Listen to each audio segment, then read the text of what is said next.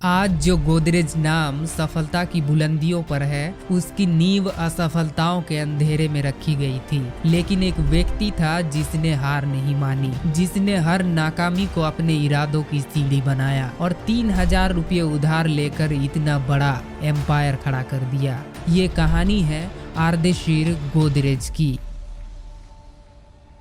साल 1868 मुंबई के एक पर्शियन फैमिली में आर्देशीर गोदरेज का जन्म हुआ। बड़े होकर बाकी यंगस्टर्स की तरह ही वो भी लॉ में ग्रेजुएशन करने चले गए। लॉ की पढ़ाई पूरी करने के बाद उन्हें जांजिबार के एक क्लाइंट के साथ काम करने का मौका मिला। जांजिबार आइलैंड इंडियन ओशियन में ही मौजूद एक द्वीप समूह है जो तंजानिया देश के किनारे स्थित है। आर्देशीर के अपने ही क्लाइंट ने केस जीतने के लिए कोर्ट में आर्ग्यूमेंट के दौरान उनसे झूठ बोलने के लिए प्रेशर बनाया और उन्होंने झूठ बोलने से इनकार कर दिया। नतीजा ये निकला कि वो केस हार गए। इसके बाद वो समझ गए कि सच्चाई के साथ वो इस करियर में आगे नहीं बढ़ सकते हैं। उन्होंने वकालत हमेशा के लिए छोड़ दी और मुंबई वापस आकर एक फार्मेसी में एज एन असिस्टेंट काम करने लगे। लेकिन इस जॉब में भी उनका कुछ खास मन नहीं लग रहा था। वो कुछ नया करने की सोच रहे थे। एक दिन काम करते हुए ही उन्हें आइडिया आया कि क्यों न सर्जरी के ब्लेड्स, सीजर और पिंसर्स बनाई जाए और अब वो बिजनेस वर्ल्ड में कदम रखने के लिए तैयार हो गए। लेकिन उनके पास इतने पैसे नहीं थे कि वो अपने ही पैसों से बिजनेस स्टेब्लिश कर पाए। वो अपने पिताजी से पैसे मांग सकते थे, लेकिन उन्होंने नहीं मांगी क्योंकि वो अपने ही पैरों पर खुद को एज ए बिजनेसमैन स्टेब्लिश करना चाहते थे। इसलिए उन्होंने 1895 में अपने पिता के दोस्त और एक सक्सेसफुल बिजनेसमैन मेरवानजी मुंचेरजी कामा के पास गए और 3000 रुपये की लोन मांगी। जब मेरवानजी ने उनसे पूछा कि तुमने ये लोन अपने पिताजी से क्यों नहीं मांगी, तो उनका जवाब था, अगर मैं अपने पिताजी से मांगता तो ये अमाउंट मुझे लोन के तौर पर नहीं देते बल्कि एज ए गिफ्ट देते। उनका यही सिद्धांत देखने को मिला जब 1918 में उनके पिताजी का देहांत हुआ। आर्देशीर ने अपने पिता की विरासत को भी लेने से इनकार कर दिया। मुंचेरजी से मिले इस 3000 रुपये से उन्होंने मेडिकल पर्पस में यूज किए जाने वाले सर्जिकल ब्लेड, सीजर और पिंसर्स जैसे टूल्स बनाने लगे। लेकिन उनका ये बिजनेस भी फेल हो गया। उनके इस बिजनेस के फेल होने का रीजन ये नहीं था कि उनके पास फंड्स नहीं थे या प्रोडक्ट की क्वालिटी अच्छी नहीं थी। इसका मेन रीजन देशभक्ति थी। जब आर्देशीर को यकीन हो गया कि वो जिस कंपनी के लिए टूल्स बना रहे हैं उनकी डिमांडेड क्वालिटी को मीट कर पा रहे हैं, तब उन्होंने कंपनी के ऑनर से डिमांड रखी कि वो अपने प्रोडक्ट पर मेड इन इंडिया का मुहर लगाए और कंपनी के ऑनर ने इस शर्त को मानने से इनकार कर दिया। उनका कहना था, अगर इस पर मेड इन इंडिया का ठप्पा लगा दिया जाए तो लोग इसे लो क्वालिटी का समझने लगेंगे। और यही बात आर्देशीर को चुभ गई क्योंकि आर्देशीर के लिए ये सिर्फ लेबल नहीं था बल्कि इंडिया की आइडेंटिटी को रिप्रेजेंट करने का तरीका था। इसलिए वो भी अपनी जिद पर अड़े रहे, जिसकी वजह से उनका ये बिजनेस भी बंद हो गया और वो भारी कर्ज में डूब गए। इसी तरह टाइम बीतता गया और एक दिन जब आर्देशीर न्यूज़पेपर पढ़ रहे थे जिसमें शहर की बढ़ती चोरी की घटनाओं का जिक्र किया गया था और उस टाइम के पुलिस कमिश्नर ने भी ये बयान दिया था कि लोग अपने घर और बिजनेस प्लेसेस की सिक्योरिटी को बेटर कर ले। इसे पढ़कर आर्देशीर के दिमाग में एक ऐसा लॉक बनाने का आइडिया आया जो कि मजबूत भी हो और सिर्फ अपनी ही चाबी से खुले। असल में उन दिनों ताले या तो आसानी से तोड़े जा सकते थे या फिर चोर उन्हें मास्टर की से आसानी से खोल लिया करते थे। और इसी मार्केट गैप को देखते हुए आर्देशीर ताला बनाने की इस आइडिया पर काम करने के लिए तैयार हो गए। लेकिन फिर वही पैसे वाली प्रॉब्लम। इसके लिए एक बार फिर से आर्देशीर अपने पुराने सपोर्टर मेरवानजी के पास गए और पहले तो उनसे माफी मांगी क्योंकि वो अपना पहला लोन अब तक रीपे नहीं कर पाए थे। और फिर इसके बाद उन्होंने अपने नए प्लान के बारे में उन्हें बताया। अब मेरवानजी भी इन बढ़ती चोरी और डकैती की खबरों से परेशान थे। ऐसे में उन्हें आर्देशीर का ये आइडिया काफी पसंद आया, इसलिए वो फिर से उन्हें पैसे उधार देने के लिए रेडी हो गए। इसके बाद आर्देशीर ने एक छोटी सी 20 स्क्वायर मीटर की शेड किराए पर ली, जहां गुजरात और मालाबार से स्किल्ड कारीगरों को लाकर ताले बनाने का काम शुरू कर दिया। इस तरह से 1897 में आर्देशीर ने गोदरेज ब्रांड नेम से अपना पहला ताला मार्केट में इंट्रोड्यूस किया। गोदरेज के हर ताले का मॉडल अपने आप में ही यूनिक था, जिसे ना तो किसी मास्टर की से खोलना पॉसिबल था और ना ही ये गोदरेज के किसी दूसरे ताले की चाबी से खोला जा सकता था। और फिर अपनी हाई क्वालिटी की वजह से गोदरेज के ताले लोगों के बीच खूब पॉपुलर होने लगे थे। लेकिन उस टाइम तक गोदरेज सिर्फ ऐसे ताले बना रहा था जो कि भले ही मजबूत और भरोसेमंद थे, लेकिन उनके पास अभी तक कोई यूनिक आइडेंटिटी नहीं थी। मतलब कि बाजार में कुछ विदेशी महंगे ब्रांड्स भी ठीक ऐसे ही ताले बना रहे थे और गोदरेज को उनसे अलग दिखने के लिए कुछ यूनिक करना था। इसलिए अर्देशीर ने एक ऐसा लॉक इन्वेंट किया जिसके साथ में 2 चाबियां आती थी, जिसे गॉर्डियन लॉक नाम दिया गया। इस ताले की खासियत ये थी कि ये दोनों ही चाबी से खुलती थी, पर अगर पहली चाबी खो जाए और दूसरी चाबी से लॉक खोलने पर पहली चाबी बर्बाद हो जाती थी।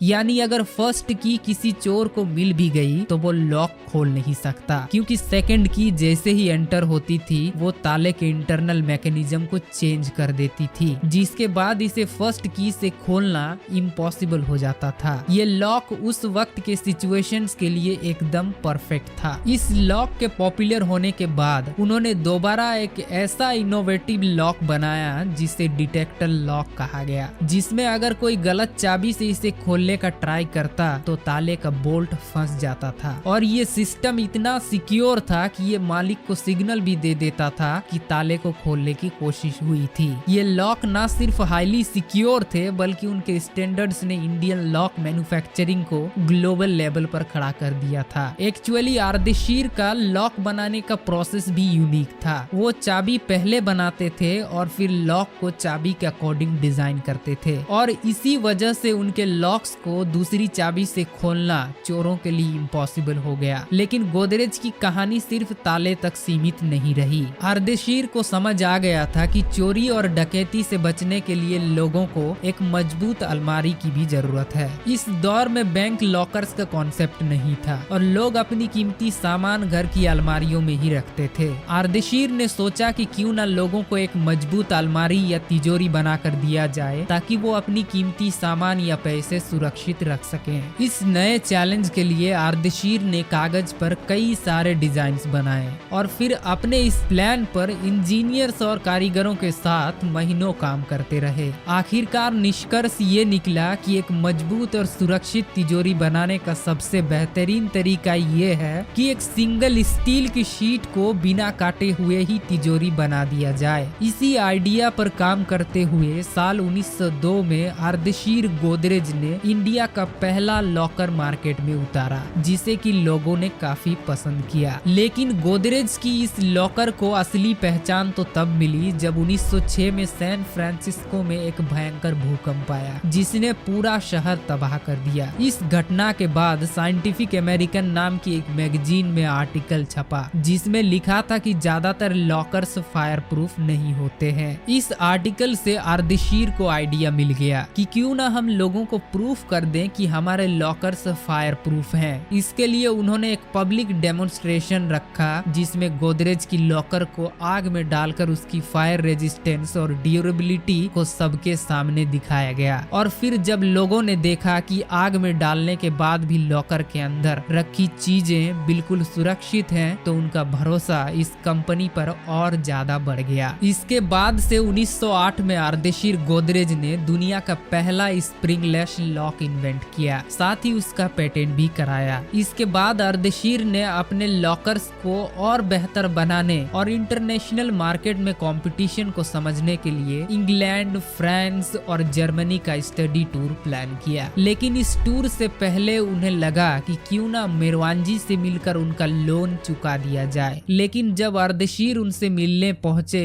तो उन्होंने देखा कि वो बहुत बीमार थे। और फिर जब उन्होंने मेरवानजी को उनका पैसा वापस वापस दिया तो उन्होंने लेने से मना कर दिया और कहा, अर्देशीर बेटा, ये पैसा लौटाना मेरे उस खुशी को छीन लेगा कि आपकी सफलता में मेरा भी छोटा सा योगदान था। अर्देशीर ने बिना कोई सोचे समझे उन्हें जवाब दिया, आपके लिए तो मैं कुछ भी कर सकता हूँ। मेरवानजी ने अर्देशीर से अपने भतीजे को काम पर रखने को कहा और वो तुरंत मान गए। साथ ही ये भी कहा कि वो उनके भतीजे बॉयस को कंपनी का पार्टनर भी बना देंगे। अपने वादे के मुताबिक अर्देशीर ने बॉयस को पार्टनर बनाया और कंपनी का नाम बदलकर Godrej and Boyce Manufacturing Company कर दिया गया। लेकिन बॉयस की कंपनी में कोई दिलचस्पी नहीं थी, इसलिए उसने खुद ही कंपनी से रिजाइन कर दिया। बॉयस ने भले ही कंपनी छोड़ दी, लेकिन अर्देशीर ने उनके सम्मान में कंपनी का नाम कभी नहीं बदला और ये अब भी Godrej and Boyce Manufacturing Company के नाम से जानी जाती थी। इसके दौरान अर्देशीर ने देखा कि दुनिया में जो भी साबुन बनते हैं वो ज्यादातर एनिमल फैट यानी चर्बी से बनते हैं और ये चीज वेजिटेरियन हिंदूज के लिए काफी परेशानी की बात थी। साथ ही कुछ दूसरी कम्युनिटीज भी इससे कंफर्टेबल नहीं थी। ऐसे में अर्देशीर को लगा कि इस प्रॉब्लम का सलूशन लाना ही चाहिए। यहीं से अर्देशीर का एक नया मिशन शुरू हुआ और उन्होंने डिसाइड किया कि वो एक ऐसा साबुन बनाएंगे जो पूरी तरह से वेजिटेबल ऑयल से बना हो। ये एक ऐसी टेक्निक थी जो कि उस समय इम्पॉसिबल लगती थी, लेकिन अर्देशीर ने अपने विजन और डेडिकेशन से साल 1918 में दुनिया का पहला प्योर वेजिटेरियन सोप लॉन्च किया, जिसका नाम रखा गया चावी। इसके बाद गोदरेज ने नंबर 2 नाम से एक और साबुन लॉन्च किया, जिसे कि रविंद्रनाथ टैगोर और एनी बेसेंट का भी समर्थन मिला। एनी बेसेंट एक विदेशी महिला थी, लेकिन फिर भी इंडियन इंडिपेंडेंस मूवमेंट को सपोर्ट कर रही थी और इस तरह से गोदरेज की साबुन ने इंडियन मार्केट में अपनी जगह बना ली और ये लक्स, व्हाइट रोज, क्यूटिकुरा और विंडसर जैसे फेमस ब्रांड्स को भी पीछे छोड़ते हुए सबसे ज्यादा बिकने वाला साबुन बन गया। कंपनी ने सबसे पहले गोदरेज नंबर 3 को लॉन्च किया, उसके बाद नंबर 2 और नंबर 2 के पॉपुलर होने के बाद कंपनी ने एक गुलाब की खुशबू वाले साबुन का एक नया वेरिएंट लॉन्च किया, जिसका नाम रखा गया नंबर 1।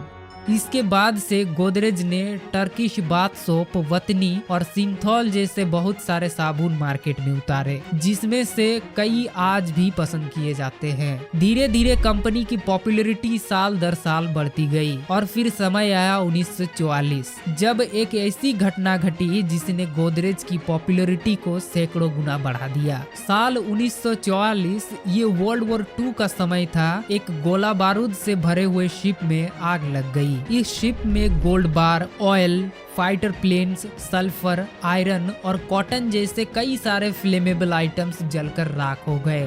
शिप के अंदर 2 बड़े धमाके हुए थे, जो कि इतने जबरदस्त थे कि मुंबई में भूकंप के झटकों जैसा असर महसूस किया गया। ये आग इतनी भयानक थी कि 3 दिनों तक जहाज और आसपास का इलाका जलता रहा, यहाँ तक कि जहाज के नीचे का पानी भी उबल रहा था। इस इंसिडेंट में करीब 1300 लोगों ने जान गंवाई। लेकिन कमाल की बात यह है कि जब मलबे को निकाला जा रहा था तो उन्हें गोदरेज की लॉकर सही सलामत मिली। बस धमाके के चलते उनमें थोड़े से डेंट आ गए थे, लेकिन अंदर मौजूद सामान पूरी तरह से सुरक्षित था। ये हादसा गोदरेज के ग्रोथ के लिए एक बहुत बड़ा टर्निंग पॉइंट साबित हुआ। इसके बाद उनकी लॉकर्स की सेल्स में काफी जबरदस्त उछाल देखने को मिला। उस टाइम पर तो ये इतना पॉपुलर हो गया था कि लोग दहेज में अपनी बेटी को गोदरेज की ये अलमारियां देने लगे थे और आज भी ग्रामीण इलाकों में अलमारी को अलमारी नहीं बोलते बल्कि गोदरेज बोलते हैं। खैर, अर्देशीर की कोई भी औलाद नहीं थी, क्योंकि शादी के 1 साल बाद ही उनकी पत्नी की मौत हो गई